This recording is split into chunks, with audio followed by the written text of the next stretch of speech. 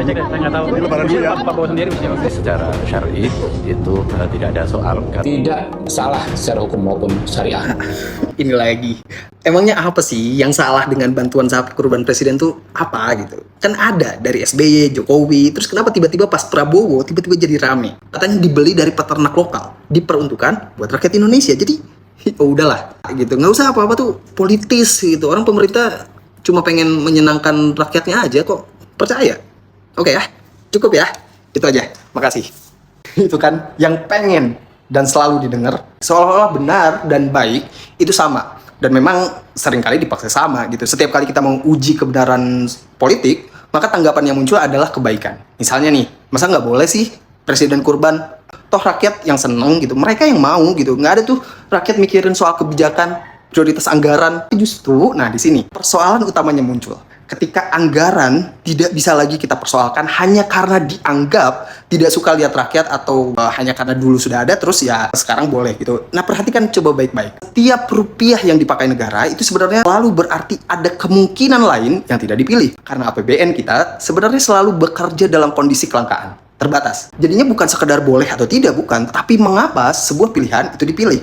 Kenapa nggak infrastruktur misalnya? Kenapa nggak fasilitas publik? Orang misalnya bilang ya ini kan artinya keberpihakan Pak Presiden terhadap kelas miskin gitu. Tapi pertanyaannya apakah benar-benar untuk rakyat atau justru untuk membangun legitimasi simboliknya? Sekedar untuk menunjukkan kesolehan atau ya kebaikan hati penguasa saat ini. Makanya ada bahasa bantuan sapi presiden. Nah gitu. Terakhir, ini juga yang paling menarik saya kira, ketika perdebatan muncul soal kebijakan, anggaran, prioritas itu kan juga muncul ya. Nah tiba-tiba semuanya digeser, diredam, dipadamkan oleh sesuatu yang dikatakan fatwa MUI.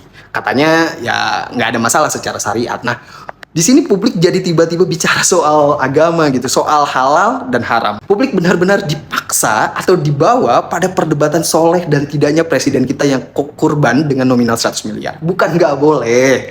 Sekalipun kita misalnya mau menduga penguasa kita soleh, terus apa? Mau kita suruh dia ngaji? Suruh dia taubat atau apa gitu. Dan mari kita fokus pada kebijakannya. Ini bukan soal sah atau tidak sahnya secara syariat. Ini juga saya kira bukan artinya anti agama ya, tapi justru soalnya adalah bagaimana anggaran publik diprioritaskan, dinarasikan, dan kemudian dilegitimasi secara politik. Negara berulang kali melakukan pola ini. Uang rakyat dikemas, misalnya jadi bantuan penguasa. Kebijakan publik dibungkus sebagai kebaikan hati. Dan ketiga, ketika kritik muncul, dianggap tidak tahu terima kasih. Nah, pola ini berulang. Yang mereka sering lupakan adalah bahwa dalam demokrasi, rakyat tidak pernah minta sedekah. Rakyat justru sedang menuntut, mengawasi uangnya itu dipakai untuk apa, dikelola seperti apa oleh negara. Begitu. Terima kasih.